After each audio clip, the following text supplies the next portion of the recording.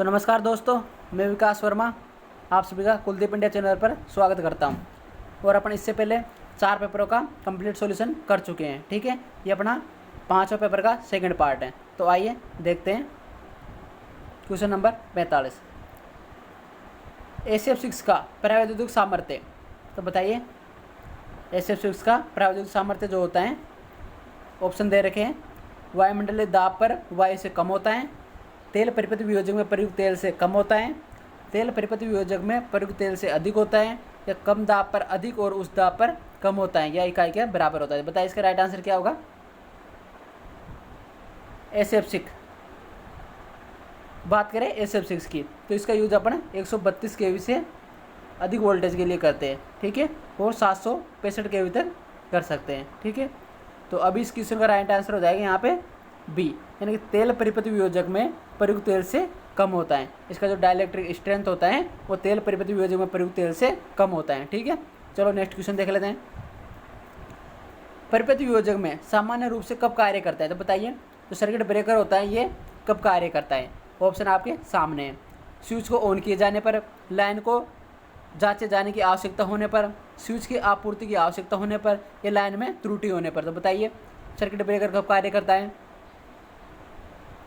तो इसका right answer हो जाएगा डी, यानी कि लाइन में त्रुटि होने पर। यानी कि जब भी किसी लाइन में कोई त्रुटि होती है तब सर्किट ब्रेकर कार्य करता है और ये लाइन को ब्रेक कर देता है। ठीक है, और ये लाइन की सुरक्षा करता है।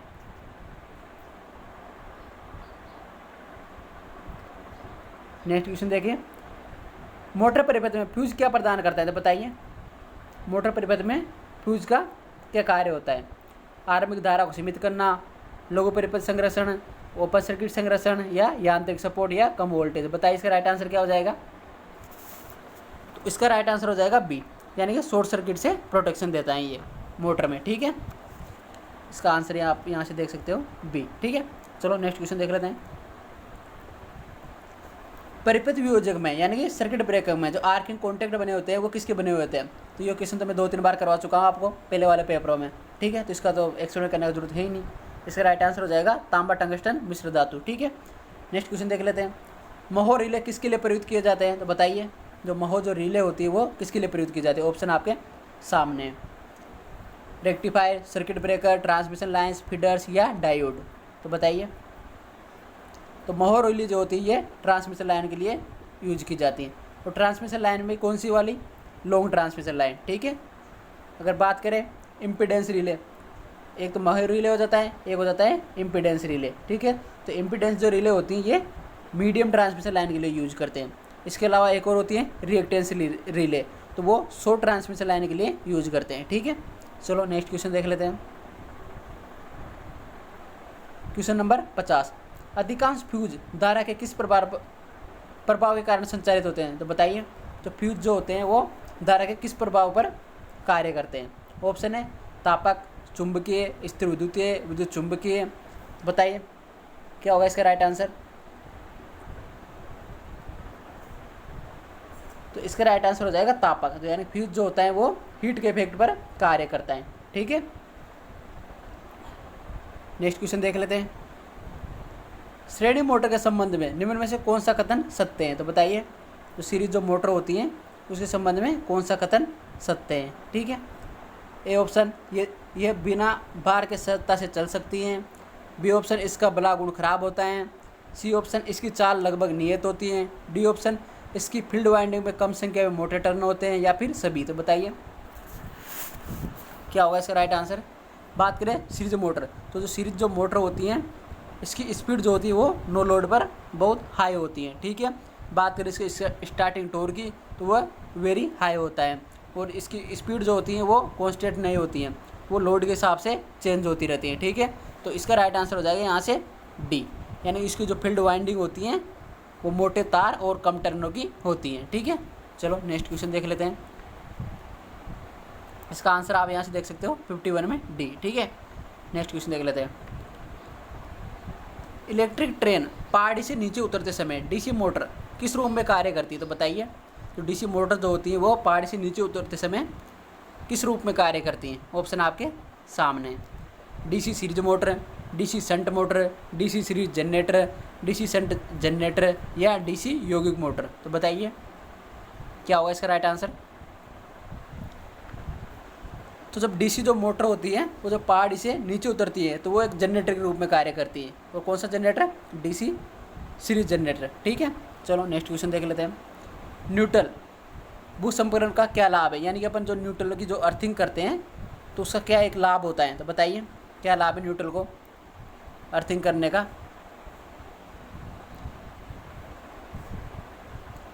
ऑप्शन है यह सेवा की विश्वसनीयता शुद्धता प्रदान करता है। बी ऑप्शन है आकाशीय विद्युत के कारण अति वोल्टेज को पृथ्वी में डिस्चार्ज किया जा सकता है। सी ऑप्शन है लगातार आर्किंग भूसंपर्क से मुक्त होना। डी ये कार्मिकों और उपकरण को अधिक सुरक्षा प्रदान करता है। तो बताइए इसका राइट आंसर क्या हो जाएगा।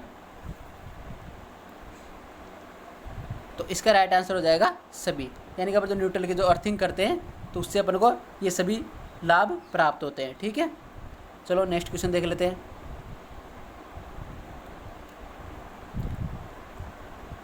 इलेक्ट्रिकल मशीनों का फ्लक्स लीकेज गुणांक किन के मध्य परिवर्तित होता है। तो बताइए जो इलेक्ट्रिकल जो मशीनें होती हैं उनका फ्लक्स लीकेज गुणांक जो होता है वो किस किस के मध्य परिवर्तित होता है। तो बताइए ऑप्शन आपके सामने है। तो भैया एक स्टैंडर्ड वैल्यू है, तो ठीक है, तो इसका राइट आंसर हो जाएगा सी 1.1 को 1.25 तक। ठीक है, चलो नेक्स्ट क्वेश्चन देख लेते हैं। ट्रांसफॉर्मर में अंतर संघर्षण की निम्न में से किस पद्धति का इस्तेमाल किया जाता है। तो बताइए ट्रांसफार्मर जो होता है उसको प्रोटेक्शन के लिए किस पद्धति का इस्तेमाल करते हैं। ऑप्शन है ट्रांसले प्रणाली, बी ऑप्शन है मर्ज प्राइज प्रणाली, सी ऑप्शन है रिएक्टेंस रिले, डी ऑप्शन है इम्पीडेंस रिले। तो बताइए इसका राइट आंसर क्या हो जाएगा। तो इसका राइट आंसर हो जाएगा ई, यानी कि ट्रांसले प्रणाली और मेज प्राइज प्रणाली, इन दोनों की सहायता से ट्रांसफार्मर में अंतर संघर्षण प्रदान किया जाता है। ठीक है, चलो नेक्स्ट क्वेश्चन देख लेते हैं। ट्रांसफार्मर की पूर्ण दिवस क्षमता मुख्यतः किस पर निर्भर करती है। तो बताइए जो ट्रांसफार्मर होती हैं उसकी फुल डे एफिशिएंसी किस पर निर्भर करती है। ऑप्शन है ताम्रहास, भार की मात्रा, भार की अवधि या लोहानी। बताइए इसका राइट आंसर क्या होगा। तो ट्रांसफार्मर की जो पूर्ण दिवस की दक्षता होती है वो लोड की प्रवृत्ति पर निर्भर करती है, यानी कि लोड की मात्रा कितनी है और वो कितनी टाइम तक ट्रांसफार्मर से कनेक्ट है, इन दोनों पर ये निर्भर करती है, यानी कि सी और बी दोनों। ठीक है, इसका राइट आंसर क्या हो जाएगा ई। चलो नेक्स्ट क्वेश्चन देख लेते हैं।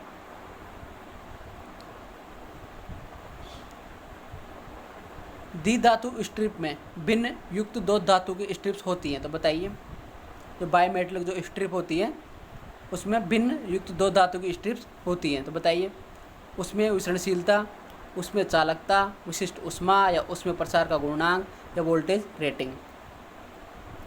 तो बायोमेटलिक जो स्ट्रिप में जो दो पत्तियां होती हैं उनका उसमें प्रसार गुणांक जो होता है वो भिन्न भिन्न होता है। ठीक है, तो इसका राइट आंसर क्या हो जाएगा डी। चलो नेक्स्ट क्वेश्चन देख लेते हैं। बुकोल्ज रिले एक संचालित रिले है। तो बताइए बुकोल्ज रिले संचालित रिले हैं। बात करें बुकोल्ज रिले की तो इसका यूज किस में करते हैं अपन, ट्रांसफार्मर में। ठीक है, और ट्रांसफार्मर में बुकोल्ज रिले का यूज अपन क्यों करते हैं। तो बताइए इसका आंसर क्या होगा। तो बुकोल्ज रिले जो होती है वो ट्रांसफार्मर में अपन को फॉल्ट से सुरक्षा प्रदान करती हैं। ठीक है, और ये गैस ऑपरेटेड होती है। ठीक है, तो इसका राइट आंसर क्या हो जाएगा बी। चलो नेक्स्ट क्वेश्चन देख लेते हैं। फीडर्स के लिए किस रिले का उपयोग किया जाता है। तो बताइए फीडर के लिए अपन कौन सी रिले का उपयोग करते हैं। महो रिले, ट्रांसले रिले, मेर्ज प्राइज संघर्षण, बुकोल्ज रिले, व्यतिक्रम समय रिले। तो बताइए तो इसका राइट आंसर क्या हो जाएगा यहाँ से ट्रांस रिले। ठीक है, महो रिले ट्रांसमिशन लाइन में यूज लेते हैं अपन लॉन्ग ट्रांसमिशन लाइन के लिए। ठीक है, मर्ज प्राइज प्रोटेक्शन ये किस में होता है, ट्रांसफार्मर में यूज लेते हैं इसका भी। बुकोल्ज रिले ये भी ट्रांसफार्मर में होती हैं। ठीक है, चलो नेक्स्ट क्वेश्चन देख लेते हैं। कितने वोल्टेज के लिए ठोस अर्थिंग का इस्तेमाल किया जाता है। तो बताइए जो ठोस जो अर्थिंग होती है उसका इस्तेमाल कितने वोल्टेज तक कर सकते हैं। ऑप्शन आपके सामने है। ए 100 किलो वोल्ट से अधिक, बी 11 किलो वोल्ट से अधिक, सी 660 वोल्ट से कम, डी 115 वोल्ट से कम, या ई 220 वोल्ट से अधिक। तो जो ठोस जो अर्थिंग होती है उसका इस्तेमाल अपन कर सकते हैं 660 वोल्टेज से कम के लिए। ठीक है, चलो नेक्स्ट क्वेश्चन देख लेते हैं। प्रेरण ऊष्मा में उष्मा किसके द्वारा उत्पन्न होती है? तो बताइए, इंडक्शन जो हीटिंग होती है उसमें हीट किसके द्वारा उत्पन्न होती है? ऑप्शन है आवेश के माध्यम से धारा प्रवाहित करके, प्रेरित बहुर धारा से, या आवेश और इलेक्ट्रो के मध्य के आर्क से, या उष्मा अपव्यय प्रयुक्त करके, या प्रतिरोध प्रयुक्त करके। तो बताइए इसका राइट आंसर क्या होगा? तो इंडक्शन हीटिंग में जो उष्मा उत्पन्न होती है वो किससे होती है? एडी करंट से। ठीक है, तो इसका राइट आंसर क्या हो जाएगा? बी। चलो नेक्स्ट क्वेश्चन देख लेते हैं। वाटर कूलर में प्रयुक्त प्रशीतक कौन सा है? तो बताइए, जो वाटर कूलर जो होता है उसमें प्रशीतक जो होता है वो कौन सा होता है? ऑप्शन है carbon dioxide, B methyl chloride, C freon, D ammonia, या ऑक्सीजन। तो अगर अपन बात करें वाटर कूलर और रेफ्रिजरेटर, तो दोनों में ही प्रशीतक का कार्य कौन करता है? फ्रेयोन। ठीक है, चलो नेक्स्ट क्वेश्चन देख लेते हैं। दिए गए विकल्पों में से प्रतिरोध वेल्डिंग के कुछ प्रकारों का उल्लेख करें। तो बताइए इनमें से कौन सा है जो प्रतिरोध वेल्डिंग का प्रकार है? ऑप्शन है प्रतिरोध butt welding, flash butt welding, प्रतिरोध प्रोजेक्शन, प्रतिरोध सीम, या फिर सभी। तो बताइए इसका आंसर क्या होगा? तो इसका राइट आंसर हो जाएगा सभी। ये सभी प्रतिरोध वेल्डिंग के प्रकार है। ठीक है, चलो नेक्स्ट क्वेश्चन देख लेते हैं। एक डायरेक्ट आर्क फर्नेस में यदि आपूर्ति सिंगल फेज एसी या डीसी है तो इलेक्ट्रोडों की संख्या कितनी होगी? तो बताइए, ऑप्शन है 0, 1, 2, 3 या 4। तो बताइए आर्क फर्नेस में इलेक्ट्रोडों की संख्या कितनी होगी? तो इसका राइट आंसर हो जाएगा 2। इलेक्ट्रोडों की संख्या कितनी होगी? 2। ठीक है, नेक्स्ट क्वेश्चन देख लेते हैं। नट और बोल्ट को क्लैंप करने के लिए किस प्रकार की वेल्डिंग प्रयुक्त की जाती है? तो बताइए नट और बोल्ट को क्लैंप करने के लिए कौन सी वेल्डिंग का उपयोग किया जाता है? Projection welding, flash welding, spot welding, butt welding, या सीम वेल्डिंग। तो इसका राइट आंसर हो जाएगा प्रोजेक्शन वेल्डिंग। ठीक है, चलो नेक्स्ट क्वेश्चन देख लेते हैं। सीट्स की वेल्डिंग के लिए किस प्रकार की वेल्डिंग को प्राथमिकता दी जाती है? तो बताइए सीट्स की जो वेल्डिंग होती है उसके लिए किस प्रकार की वेल्डिंग को प्राथमिकता दी जाती है? ऑप्शन है butt welding, seam welding, spot welding, projection welding, या फ्लैश वेल्डिंग। तो इसका राइट आंसर हो जाएगा सीम वेल्डिंग। ठीक है, चलो नेक्स्ट क्वेश्चन देख लेते हैं। सोल्डरिंग आयरन के दो तत्व किस प्रकार जुड़े होते हैं? तो बताइए सोल्डरिंग जो आयरन होता है उसके जो एलिमेंट होते हैं वो किस प्रकार से जुड़े रहते हैं? ऑप्शन है सीरीज, समांतर, या फिर दोनों। बताइए इसका राइट आंसर क्या हो जाएगा? तो इसका राइट आंसर हो जाएगा सीरीज। ठीक है, सोल्डरिंग आयरन के जो एलिमेंट होते हैं वो सीरीज में जुड़े हुए रहते हैं। ठीक है, चलो नेक्स्ट क्वेश्चन देख लेते हैं। इलेक्ट्रिक फर्नेस के तापमान को मापने के लिए कौन सा उपकरण प्रयुक्त किया जाता है? तो बताइए जो इलेक्ट्रिक जो फर्नेस होती है उनका तापमान को किसकी सहायता से माप सकते हैं? थर्मामीटर, पायरोमीटर, लेक्टोमीटर, फोकोमीटर, या मल्टीमीटर। तो बताइए इसका आंसर क्या होगा? तो इसका राइट आंसर हो जाएगा पायरोमीटर। यानी कि जो इलेक्ट्रिक फर्नेस है यानी कि जो भट्टियाँ होता है उनका तापमान को अपन पायरोमीटर की सहायता से नाप सकते हैं, क्योंकि इनका जो तापमान होता है वो बहुत हाई होता है। ठीक है, थर्मामीटर तो ये तो अपना तापमान को नियंत्रित करने के लिए इसका यूज किया जाता है। ठीक है, चलो नेक्स्ट क्वेश्चन देख लेते हैं। घरेलू रेफ्रिजरेटर में प्रयुक्त प्रशीतक कौन सा है? तो ये तो मैंने अभी आपको ऊपर बता ही दिया था कि रेफ्रिजरेटर हो या वाटर कूलर हो, कौन सा प्रशीतक यूज करते हैं? फ्रेयोन। ठीक है, चलो नेक्स्ट क्वेश्चन देख लेते हैं। आर्क वेल्डिंग की वोल्टेज करंट विशेषताएं किस प्रकार की होनी चाहिए? तो बताइए इसका आंसर क्या होगा? ए ऑप्शन है घातीय रूप से बढ़ने वाला, बी डूपिंग, सी स्ट्रेट लाइन, डी पैराबोलिक, या हाइपरबोलिक। तो बताइए बात करें आर्क वेल्डिंग, तो आर्क वेल्डिंग के लिए अपन कौन सा जनरेटर यूज लेते हैं? बताइए। तो इसके लिए अपन यूज लेते हैं डिफरेंशियल कंपाउंड जनरेटर। ठीक है, तो यहाँ पे अभी इसी क्वेश्चन का राइट आंसर क्या हो जाएगा? डूपिंग। तो जो आर्क वेल्डिंग के लिए वोल्टेज करंट की विशेषताएं होती है वो किस प्रकार की होती हैं? डूपिंग। ठीक है, चलो नेक्स्ट क्वेश्चन देख लेते हैं और इसका आंसर आप यहाँ देख सकते हो। ठीक है, चलो नेक्स्ट देख लेते हैं। घरेलू रेफ्रिजरेटर का मूल घटक निम्नलिखित में से कौन सा है? तो बताइए इनमें से कौन सा है जो रेफ्रिजरेटर का भाग है? A option evaporator, B compressor, C condenser, D expansion device, या फिर सभी। तो बताइए इसका राइट आंसर क्या होगा? तो तो इसका राइट आंसर हो जाएगा ई। तो घरेलू जो रेफ्रिजरेटर होता है ये सभी उसके घटक हैं, ठीक है। चलो नेक्स्ट क्वेश्चन देख लेते हैं। स्टोरेज प्रकार के वाटर कूलर में इवेपोरेटर कोयल कहाँ रखा जाता है, तो बताइए। ऑप्शन है स्टोरेज टैंक में, स्टोरेज टैंक के दीवारों पर टाँका लगाकर, स्टोरेज टैंक के नीचे, या स्टोरेज टैंक के ऊपर, या वाटर कूलर के बाहर। तो बताइए इसका आंसर क्या होगा। तो इवेपोरेटर जो कोयल होती है वो स्टोरेज टैंक की दीवारों पर टाँका लगाकर रखी जाती हैं, ठीक है। चलो नेक्स्ट क्वेश्चन देख लेते हैं। एक प्रशीतन प्रणाली में एक्सपेंशन वाल्व का कार्य क्या होता है, तो बताइए एक्सपेंशन वाल्व का कार्य क्या होता है। ऑप्शन है दबाव को नियंत्रित करने, तापमान को नियंत्रित करने, प्रशीतक के प्रवाह को नियंत्रित करने, या इवेपोरेटर को सक्रिय रखने के लिए। तो यहाँ से इसका राइट आंसर हो जाएगा सभी। तो एक्सपेंशन वाल्व के ये सभी कार्य होते हैं, ठीक है। आंसर आप यहाँ से देख सकते हो, ठीक है। चलो नेक्स्ट क्वेश्चन देख लेते हैं। आधुनिक घरेलू रेफ्रिजरेटर में एक्सपेंशन वाल्व को किससे बदल दिया गया है। तो यानी कि जो भी आधुनिक में जो रेफ्रिजरेटर हैं उनमें एक्सपेंशन वाल्व की जगह अपन क्या यूज करते हैं। ऑप्शन आपके सामने, बताइए क्या होगा इसका answer. A suction pipe, capillary tube, discharge pipe, accumulator, या एक्सीलरेटर। तो इसका राइट आंसर हो जाएगा कैपिलरी ट्यूब, ठीक है। चलो नेक्स्ट देख लेते हैं। एक फेरेड के बराबर है, तो बताइए एक फेरेड किसके बराबर होता है। तो इसका राइट आंसर हो जाएगा बी, यानी 96,500 कूलाम। तो ये स्टैंडर्ड वैल्यू है, ठीक है। चलो नेक्स्ट क्वेश्चन देख लेते हैं।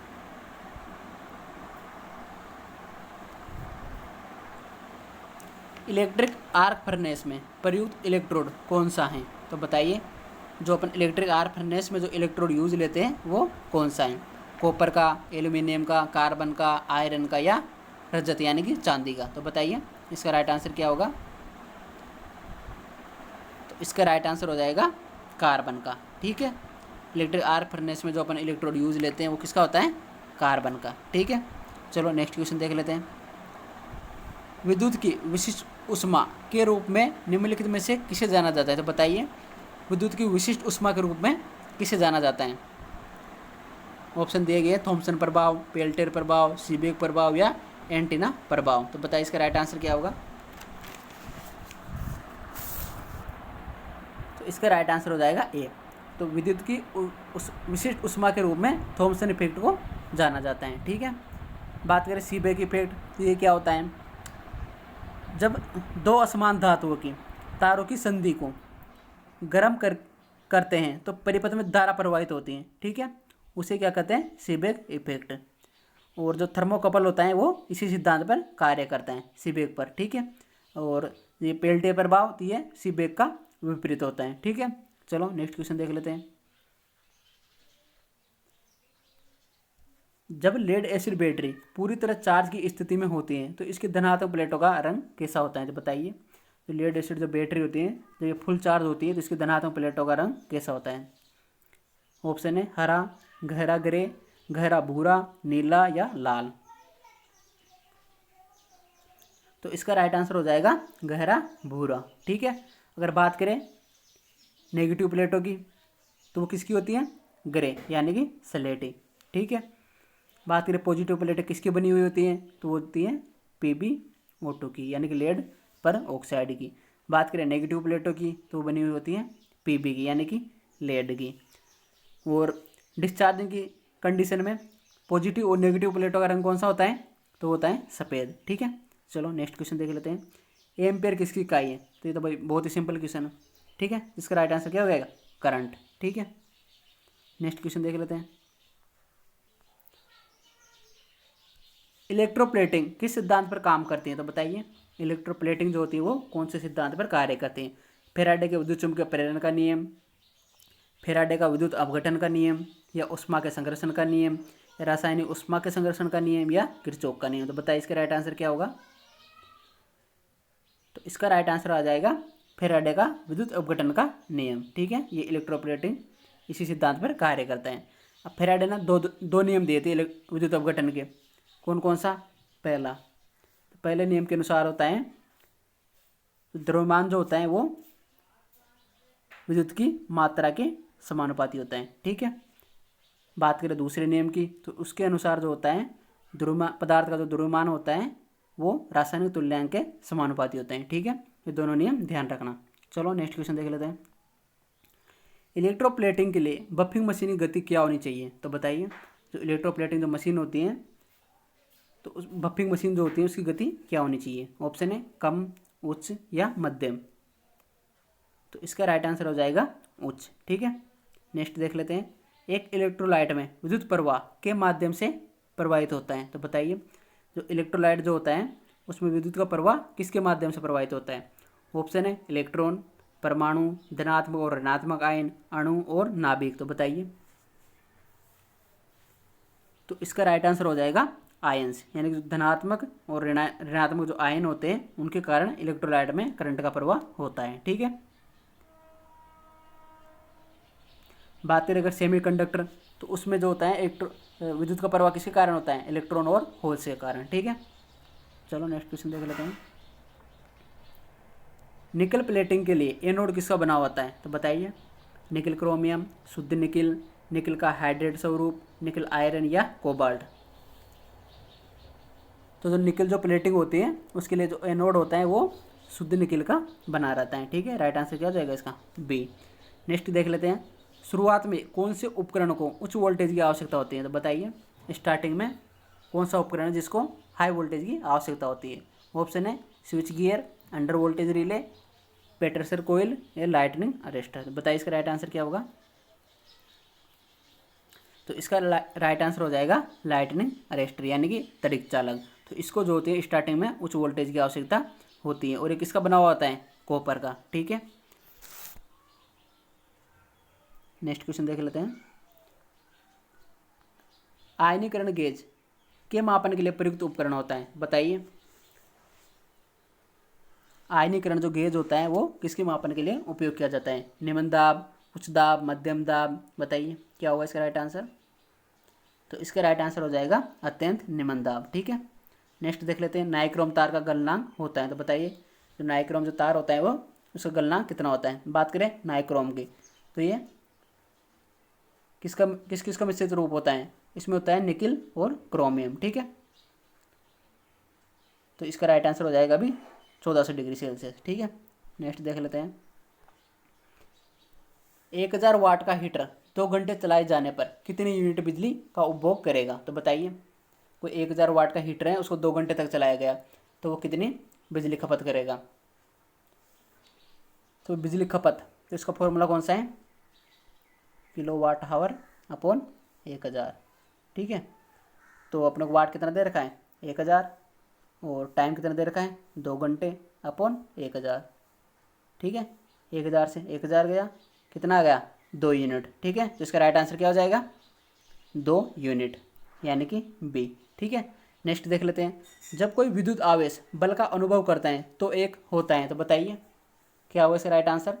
विद्युत क्षेत्र, चुंबकीय क्षेत्र, विद्युत धारा या कन्वेंशनल धारा।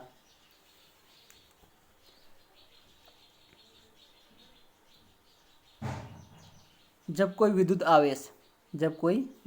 आवेश बल का अनुभव करता है, विद्युत आवेश किसका अनुभव करता है? बल का, तो क्या कहलाता है? विद्युत क्षेत्र। ठीक है, तो इसका राइट आंसर क्या हो जाएगा? ए। नेक्स्ट देख लेते हैं। उड़ते विमान द्वारा उत्पन्न ऊर्जा कहलाती है? तो बताइए, उड़ते विमान में कौन सी ऊर्जा होती है? स्थितिक ऊर्जा, गतिज ऊर्जा, विद्युत ऊर्जा या रासायनिक ऊर्जा, या ए और बी दोनों? तो उड़ते विमान में स्थितिज और गतिज ऊर्जा दोनों होती हैं। ठीक है, नेक्स्ट देख लेते हैं। एक कैपेसिटर की समांतर प्लेटों के बीच की दूरी बढ़ा दे तो कैपेसिटेंस क्या होगा? तो बताइए, भाई कैपेसिटर हैं उनके बीच की दूरी को बढ़ा दिया तो कैपेसिटेंस क्या होगा? बढ़ जाएगा, घट जाएगा या नियत रहेगा? बताइए, बात करें कैपेसिटेंस तो क्या होता है? सी बराबर ए अपॉन डी। अपन से क्या बोला गया है क्वेश्चन में? दूरी बढ़ा दी। ठीक है, ये बढ़ा दी दूरी, क्या होगा? कैपेसिटेंस घट जाएगा। तो यहाँ से राइट आंसर क्या हो जाएगा इसका? बी। ठीक है, नेक्स्ट देख लेते हैं। भारत में मुख्यतः प्रयुक्त धारा की आवृत्ति कितनी होती है? तो अपन से पूछा गया है कि भारत में फ्रीक्वेंसी कितनी होती है? तो इसका आंसर क्या हो जाएगा 50 हर्ट्ज। ठीक है, नेक्स्ट देख लेते हैं। यदि औसत मान ज्ञात हो, ठीक है, अपने को औसत मान दे रखा है, तो की गणना द्वारा आर एस मान ज्ञात किया जा सकता है। तो बताइए, अगर अपने को औसत मान ज्ञात है और अपने को आर एस मान ज्ञात करना है, तो बताइए कौन सा फॉर्मूला यूज करेंगे दिए गए ऑप्शनों में से। आइए देखते हैं। फॉर्म फैक्टर बराबर क्या होता है, R M S value upon average value. ठीक है, अब क्वेश्चन में क्या बोल रखा है, औसत मान ज्ञात है। ठीक है, अपने को औसत मान पता है। फॉर्म फैक्टर कितना होता है 1.11। ठीक है, ज्ञात क्या करना है अपने को, आर एम एस वैल्यू। तो अगर यहाँ से आर एम एस वैल्यू निकालेंगे तो क्या होगा 1.11 और इंटू हो जाएगा एवरेज वैल्यू। ठीक है, और ये ऑप्शन कौन सा है अपने पास, डी ऑप्शन। ठीक है, तो इसका राइट आंसर क्या हो जाएगा 1.11 इंटू औसत मान। ठीक है, चलो नेक्स्ट क्वेश्चन देख लेते हैं। 2 पोल का अल्टरनेटर 300 आरपीएम पर चलता है, तो अपन को उसकी फ्रीक्वेंसी ज्ञात करनी है। तो बताइए इसकी फ्रीक्वेंसी कितनी होगी। स्पीड अपने को दे रखी है 300 आरपीएम, पोल दे रखे हैं 2, ज्ञात क्या करनी है फ्रीक्वेंसी। चलो निकाल लेते हैं। स्पीड हो गई, फॉर्मूला आपको पता ही होगा, एन एस बराबर 120 इंटू एफ अपॉन पी। ठीक है, चलो फॉर्मूला में जमा लेते हैं। स्पीड अपने पास है 300 इंटू 120 इंटू फ्रीक्वेंसी अपने को ज्ञात करनी है, और पोल कितने हैं अपने पास 2। ठीक है, और 2 से 120 को काटते हैं तो कितने बार कट गया 60 बार। ठीक है, 0 से 0, 6 से 30 कितने बार कट गया 5 बार। ठीक है, कितना आ गया 5 हर्ट्ज, यानी इसका राइट आंसर क्या हो जाएगा ए। ठीक है, चलो नेक्स्ट देख लेते हैं। विशुद्ध प्रेरक परिपथ का शक्ति गुणांक कितना होता है। तो बताइए, जो प्योर जो इंडक्टर होता है उसका पावर फैक्टर कितना होता है। ऑप्शन है 0, 0.65, 0.75, 0.8 या अनंत। तो जो प्योर जो इंडक्टर होता है उसका फेज एंगल जो होता है वो कितना होता है 90 डिग्री। ठीक है, और पावर फैक्टर क्या हो जाता है 0। ठीक है, चलो नेक्स्ट क्वेश्चन देख लेते हैं। 3 फेज तार आपूर्ति के लिए आर्मेचर में प्रयुक्त वाइंडिंग की संख्या कितनी होगी। तो बताइए 1, 2, 3, 4 या 5।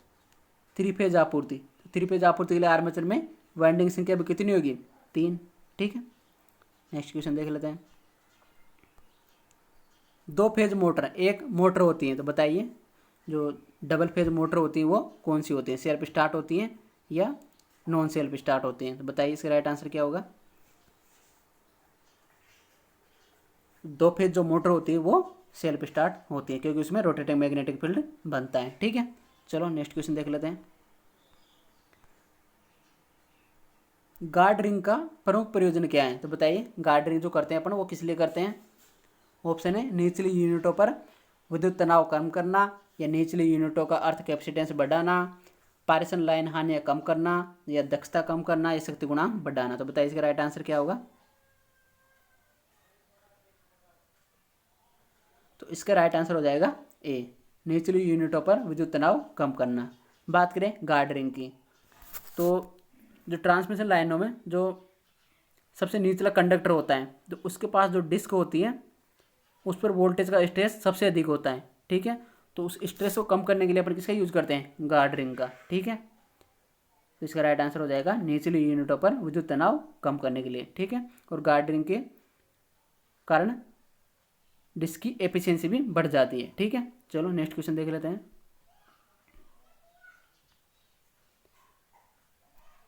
अनुनादी आवृत्ति पर एक समांतर अनुनादी परिपथ की प्रतिबाधा कितनी होती है। तो बताइए रेजोनेंस फ्रीक्वेंसी पर समांतर सर्किट है उसकी प्रतिबाधा कितनी होती है, यानी कि इम्पीडेंस कितना होता है। तो बताइए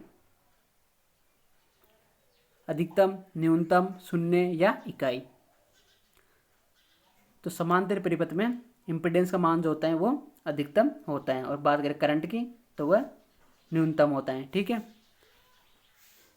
अगर यहाँ पे होता श्रेणी अनुनादी परिपथ तो फिर उसमें प्रतिबाधा का मान न्यूनतम हो जाता और करंट का मान अधिकतम हो जाता है। ठीक है, चलो नेक्स्ट क्वेश्चन देख लेते हैं। ट्रांसफार्मर की रेटिंग की इकाई क्या होती है। तो सिंपल है केवीए। ठीक है, चलो नेक्स्ट क्वेश्चन देख लेते हैं। नेक्स्ट और आज का लास्ट क्वेश्चन। ठीक है, अल्टरनेटर के रोटर में होता है, तो बताइए। ये क्वेश्चन भी अपन पहले पेपरों में सोल्व कर चुके हैं। 1 slip ring, 2 slip ring, 3 slip ring, 4 slip ring या 5 स्लिप रिंग, तो बताइए। तो इसका राइट आंसर हो जाएगा 2 स्लिप रिंग। तो रोटर को डीसी सप्लाई देने के लिए अपन को स्लिप रिंग की आवश्यकता पड़ती है और वो 2 स्लिप रिंग होती हैं, ठीक है। तो ये अपने पूरे 5 पेपर सोल्व हो चुके हैं टेक्निकल हेल्पर के, और इसी तरह से अपन बाकी के पेपरों का भी सोल्यूशन करेंगे। और जो क्वेश्चन है ये बहुत ही इंपॉर्टेंट क्वेश्चन है सारे 18 पेपरों के, और ये आपको मेंस एग्जाम में बहुत सारे क्वेश्चन इसमें से डायरेक्ट देखने को मिलेंगे, ठीक है। और अगर आप अल्टरनेटर, 3 फेज इंडक्शन मोटर और कंप्लीट इलेक्ट्रॉनिक्स, ट्रांसफार्मर, अगर इन सभी क्लास देखना चाहते हैं तो आप कुलदीप इंडिया चैनल पर प्लेलिस्ट में जाकर देख सकते हैं। तो ठीक है, आज के लिए बस इतना ही। धन्यवाद।